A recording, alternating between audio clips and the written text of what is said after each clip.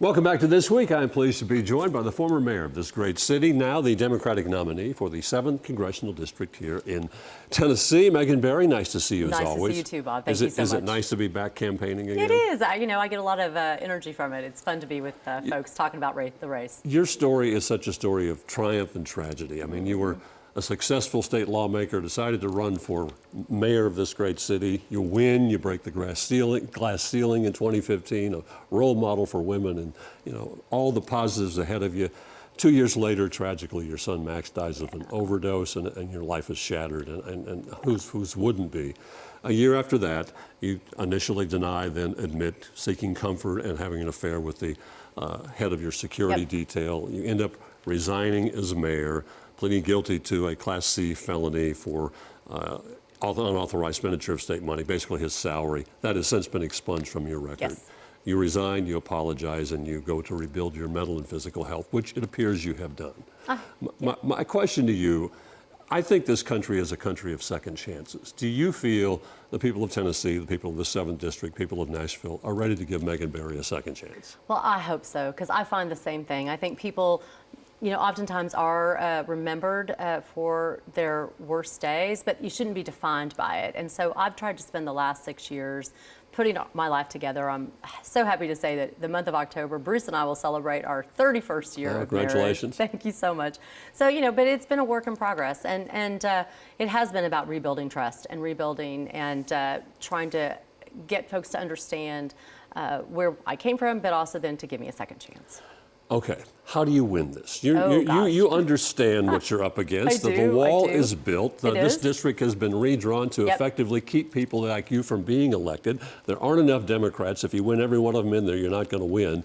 So you're going to have to win some Republicans. Right. How do you convince them that Megan Barry is the person that should represent the 7th District? Well, first you show up. So we have spent a lot of time in these 14 counties over the last year talking to voters, and definitely there are Democrats. The one thing about this district and Tennessee, sadly in general, is people don't vote. Yes. So what we are trying to do is to get people out to vote, and also those folks who lean moderate, or we have a lot more in common. And I find that as I'm out in the district talking to folks, people want access to good jobs. They want good health care.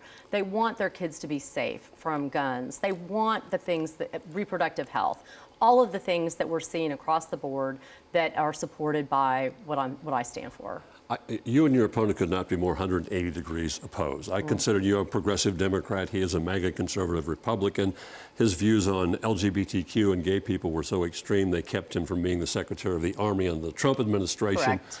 But yet, despite that, the people of this district 3 times have elected him, so either they don't care or they agree with those views. How do you break that? How do you convince those people that I could better represent you than someone with those views? Well, I think we get so polarized when we're talking about these views. And I think one of the things that I have found in this district is people really just want somebody who's going to go to Washington and work for them, and to spend time helping them back in the district, showing up to do constituent services, but also showing up to vote on the things that matter. There was just the appropriations process, which is an opportunity to bring dollars back into the community. And my opponent didn't even show up for the meetings. John Rose showed up. He brought dollars back. David Kustoff showed up and brought dollars back.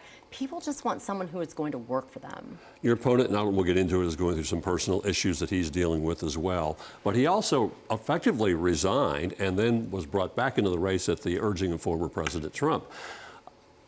Has that an issue? Do the people out there understand? Did it make him less vote-worthy in their view? I don't know. All I know is that when he did decide to not run again, one of the things that he said was that Washington is broken, and that he didn't believe that he could be in Washington to fix that brokenness. He had to be back here.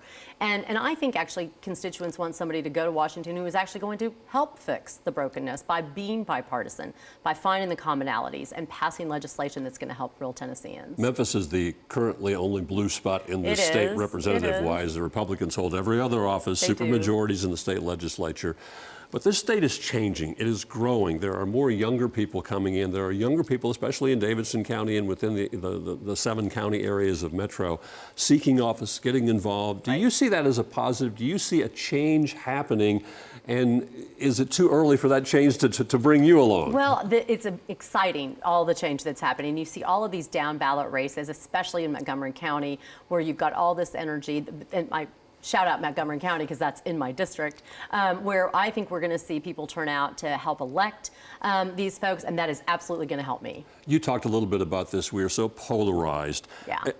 Are you seeing any of that break, or is it still, I'm a Republican, I don't care who the person is, I'm going to vote Republican, or I'm a Democrat, I don't care who the person is, I'm going to vote Democrat? It's been that way for several years now. Yeah. It hasn't mattered on the issues, it hasn't mattered on the person a whole lot, it's mattered on the party, well, the I team. think, yeah, well, I was just going to say, I think it is about, some people are just going to vote for the red team and some people are just going to vote for the blue team. But there's a lot of folks in the middle that, again, want something to get done. And I'll share a story with you. I saw a guy who had a veteran cap on the other day. I walked over to thank him for his service. And he said, well, so are you a Republican or a Democrat? And I said, I'm a Democrat. And he said, yeah, well, nope. But then we had a moment, and I talked about all the stuff that I would do when elected to help veterans. And we walked away from that conversation. At least he was more enlightened about how I could help him, and now whether or not I get his vote, but we had the conversation. That was the question I was going to ask you. This state is probably going to go 55, 58% for Donald Trump. There's a lot of Trump voters in this district, in the 7th Congressional District. If you see a Trump sign, do you talk to these people? Even if you know you probably aren't going to get their vote, are they willing to talk to you? Yes. I mean, I've found that in these counties that people do want to have a conversation, and that goes back to showing up. We haven't seen a lot of my opponent. I don't think you've seen a lot of him over the course of the time that he has served. So people are just excited to see somebody who wants to talk with them. If you had to pick, let's say, 3 important issues that you see as needing change in this district in Tennessee, what would you highlight? Well, the things that I hear are reproductive freedom for women, and that it crosses the board on Republicans and Democrats. We are seeing that women want to have access and control of their own body and make choices for their reproductive health. We are also seeing economics. That is a huge thing. People want to be able to afford a home. They want to have a great paying job, and that means one job, not 5 jobs that they have to do to support their family. So, those are 2 of the big issues. And then the third one, of course, is the access to health care in these rural communities where they've had a significant closure of hospitals. And and companies aren't going to come into these counties if there's no hospital. Your first campaign ad talks about max deaths and drug overdose, and you want to change, you want to fight that. I do. A lot of people want to fight it. A lot of people are fighting it, but it continues to plague this state and this country.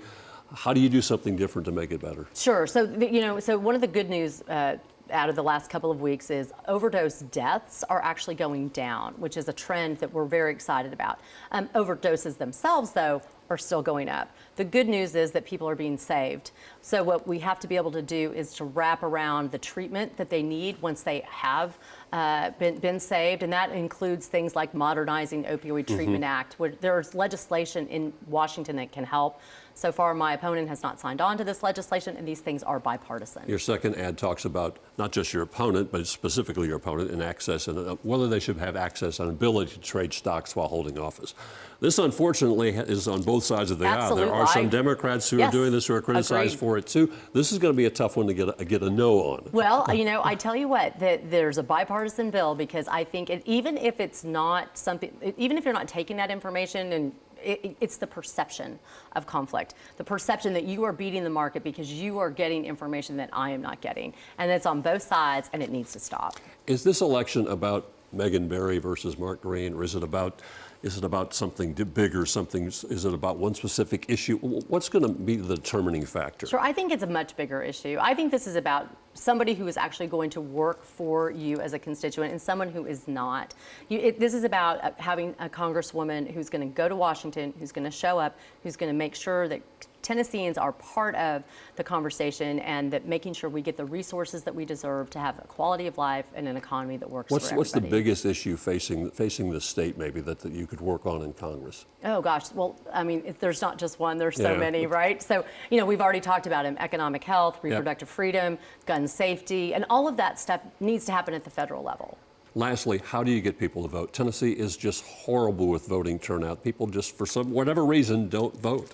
Well, good news is we've seen 200,000 new voter register in the last couple of weeks for this election. So if you are a new voter, please make sure you get out to vote. And if you are, it's always easier to go with somebody the first time. So take that new registered voter to the poll with you. Take a lot of friends. And of course, I would be honored to earn everybody's vote who's watching. As we end the interview, what do you want to say to the folks out there that are going to be voting in the 7th Congressional District? Well, I would be honored to earn your vote. Please get out and vote, whether it's for me or for my opponent. This is about democracy, and we have to show up to make sure our voices are heard. Please vote. It is important. Yeah. Megan Barry, appreciate your time Thank and your you. insight. Absolutely. Thanks so much. Stay with us. This week continues in a moment.